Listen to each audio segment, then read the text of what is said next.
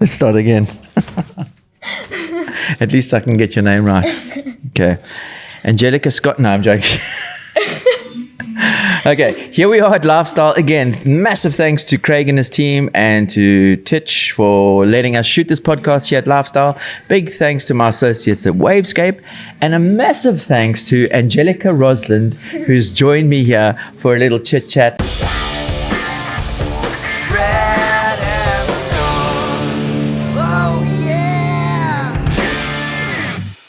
I managed to find her outside. She was walking past and I was like, I have to talk to this young lady because she's full of froth and stoke, and she's always here at Muizenberg Beach. And the last time I spoke to your dad was for the Vans Invitational, the duct tape last year. When did you start surfing? So I was like about a few months old. My dad would like paddle. He would do everything basically, and then just lift me up and would be on the wave, put me on his shoulders. Same with my brother actually. We were both taught at a very young age, and then we were surfing most of our when we were little, all the time, and always at the beach, always watching my dad surf. We would always here, and then kind of fell out of it for I'm gonna say maybe 6 to 8 years. We weren't at the beach, just life gets in the way. Mm-hmm. And then about 2 years ago, just after COVID, I wasn't in school at the time since all the schools, they just kind of stopped for a while. So every day for the entire year, basically, myself, my brother, and a couple of friends would walk to the beach and surf. I just sat in the water, if I'm being honest. No one was really teaching me again, to actually stand up and whatever. And then I just started going on different boards, bigger boards, long boards specifically, that Lifestyle let me use all the time. I could just come and get a board, switch for whatever, it doesn't. Anyway. That's cool. And so 2 years ago I started really getting back into it and surfing as much as I can, most weekends, and skipping school to surf. And were you surfing when the beaches were closed? No. Bum's the word. Cool. So it's been 2 years now. I only started competing last year. So this is only my second year in competition. Amazing. And I'm feeling stoked. I'm feeling happy to be going onto this path. You're enjoying it? Yes, very much. Froth. I mean, and it's wonderful to see because we need up and coming local young women to push, and it's great to see. And it was wonderful to see you as part of the Vans Invitational. You got a great style, so you rekindled your love for surfing during that period. Yes. So it's a funny story of how I got into the event.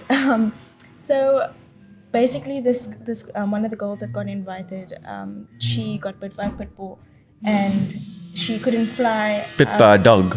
Yes. I don't know where or how. I'm not exactly I remember sure. hearing something about this. Yes. Yeah. So then she couldn't fly from Hawaii to to Cape Town, and if I'm not mistaken, they asked Steven Sawyer who's the we need someone. I think he nominated Rafi for one of the guys, and then I think he got in contact with Rizzo and asked we need someone fresh. That's what they asked for, someone fresh, up and coming, someone young. And Rizzo gave my name, and then he phoned my dad, spoke to my dad, and then he gave the phone to me. And I was over the moon, in shock, so in shock. Because the week before that was the Tiger's Milk, and I got a 4th place in the final. And it was terrible conditions. It was onshore, choppy, very windy, cold. But I managed to get into the final, and then I think that's what almost gave that's what got me in. Yeah. In a sense. Okay. Cool. Yeah. Amazing. What a cool story. I'm sorry for the pit bull bite, but massive thanks to Stevie, and then also to Rizar for recommending.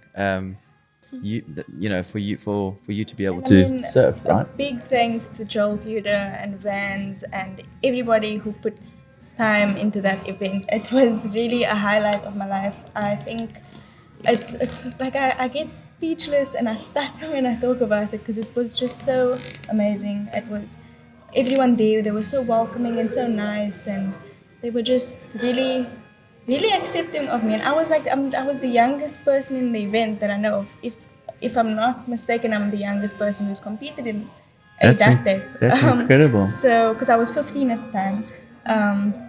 And yeah, they gave amazing goodie bags, and we had like free food all weekend, and it was so much fun. I would love to relive that moment.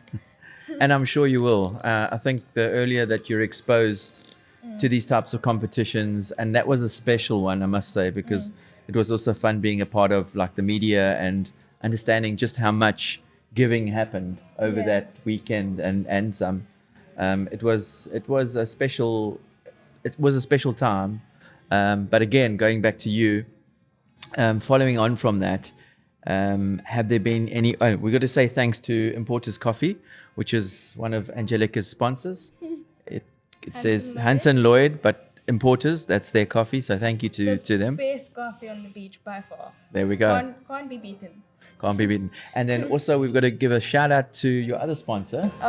Just Breathe. I want to say a big thanks to them. They've helped me a lot in the last the past few months that I've been on their team. They really nice people to work with, and their clothes are super top quality. Very nice to do whatever athletic activities you want to do. It's very I skate in the tops all the time, and I cycle. Well, not cycle. I'm sorry, I don't cycle. You taking up cycling? I will run like in the leggings that they make. I'll run that kind of thing. It's very nice. I actually want to take up golf. Okay, golf. Okay, maybe soon. Cycling, golf. What else? Okay, so all the links are going to be down below for both Importers and Just Breathe. So thank you very much to those sponsors, which help Angelica, get us to events and exactly get me Importers sponsors my boards, and that's been obviously the biggest what I need to compete is the boards. That was brilliant. If you fail at surfing, you can be a great salesperson, and hopefully I don't fail. No, none of us are expecting that. So I mean, you're a young woman, up and coming. What's your goals? Where are you going to? Okay. So I'm going to start off with saying I plan on starting a business as soon as I can, obviously when I'm finished with school. And I feel like that's my first priority is finishing school. And then after that, I want to start a business and obviously keep competing as much as I can. I want to travel, surf other competitions like all over the world. I can see myself getting onto that world tour and just experiencing that part. I don't know. It's just that I can't see myself there. I'm not gonna rush to get there.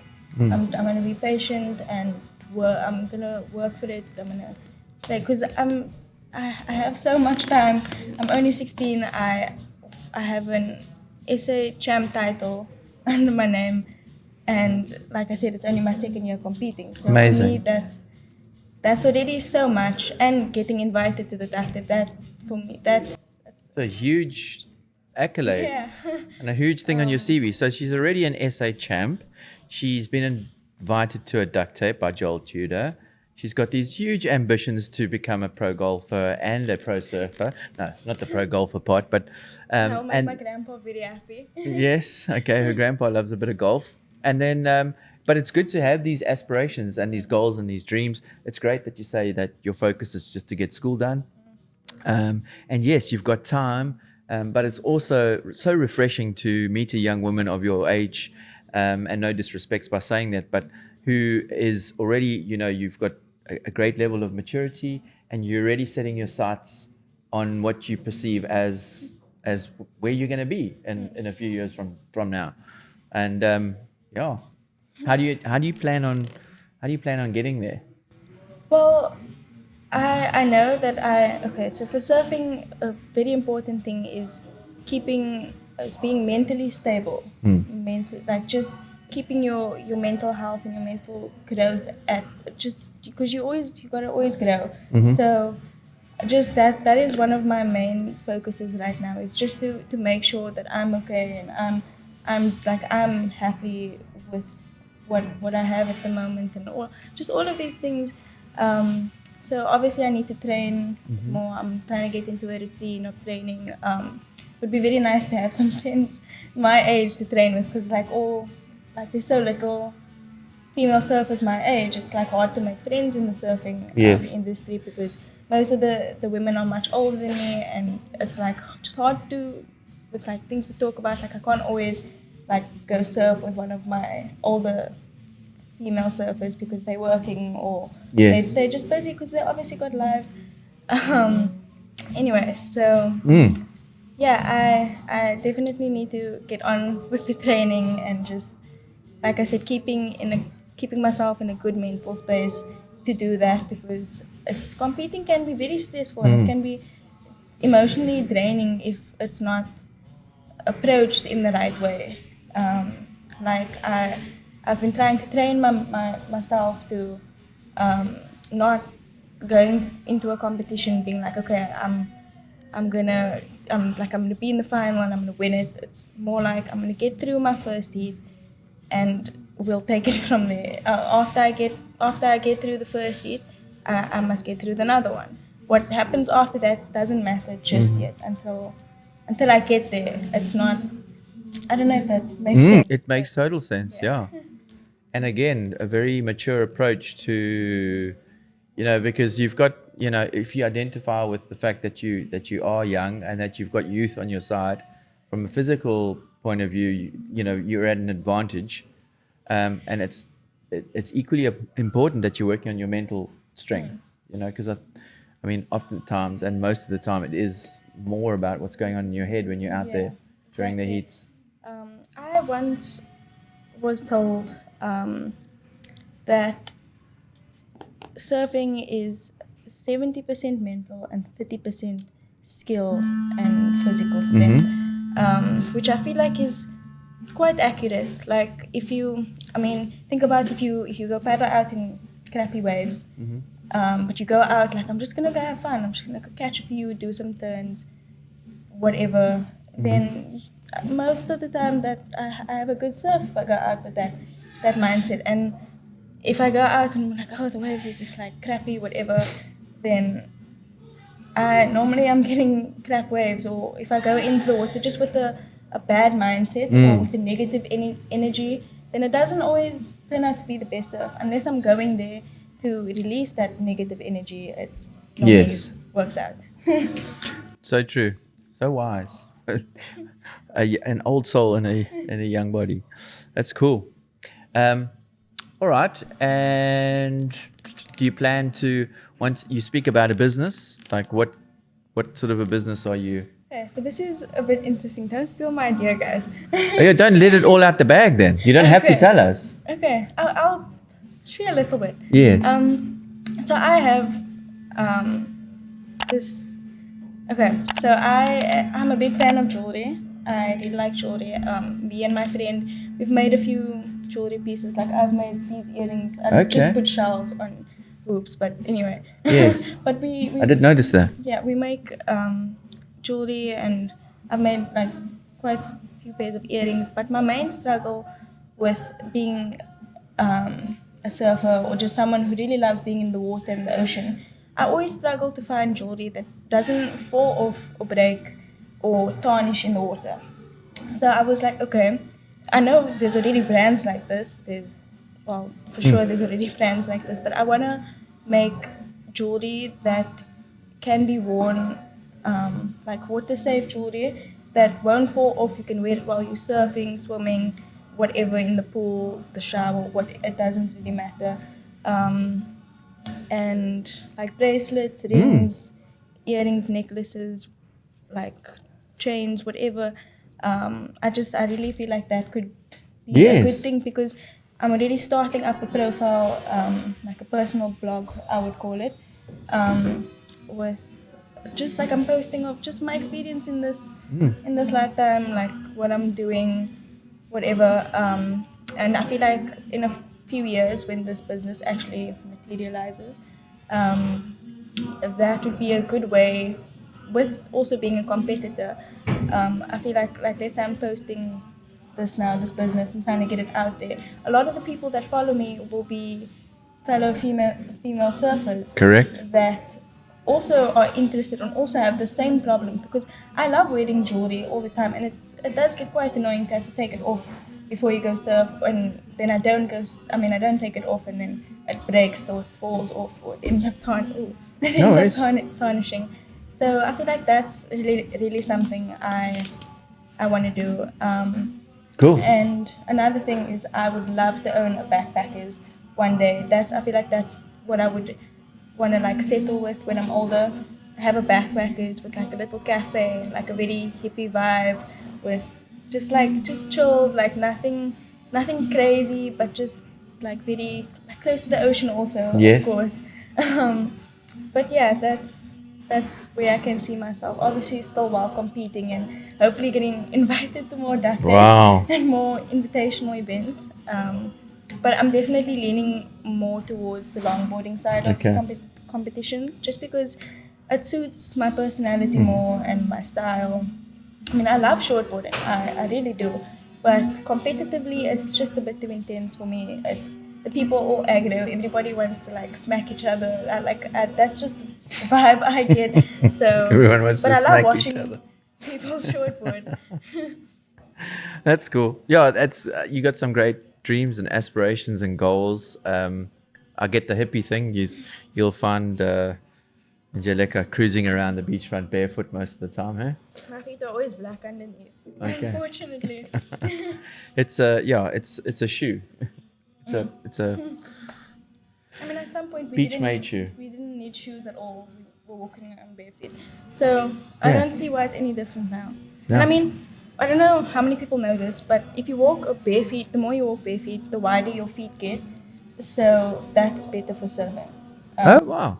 Yeah. And then they also say that if you walk barefoot, the more you walk barefoot on like wet grass and that, it takes negative charge Yes, out of yes, your yes, body. yes, exactly. Because when we walk on these synthetic surfaces like carpets, we pick up negative charge Yeah, into our body. Your feet is like a it can be like a release of like negative energy. So if you're wearing socks and shoes all the time, you Like an you- earth. that negative energy is gonna stay in your feet and then probably travel back up your body and be stuck in a sense. Yeah. So I feel like walking barefoot is a very important Okay, I thing. better take my shoes off now. I feel terrible.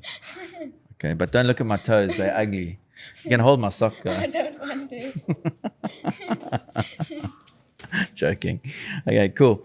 Yeah, I'll try and walk barefoot more. But thanks, Dance. Thanks, Honor Lane, for my socks. I'm going to put them back on. These lily white feet compared to... maybe my surfing will improve if I walk barefoot more. Probably. Cool. My feet are darker than the rest of my whole body.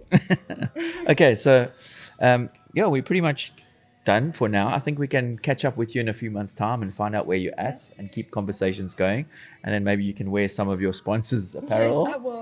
We'll do that next time. But we've given you a shout out. No, it was just it's an off the cuff thing, and an intro to Angelica and where she's going, some of her dreams.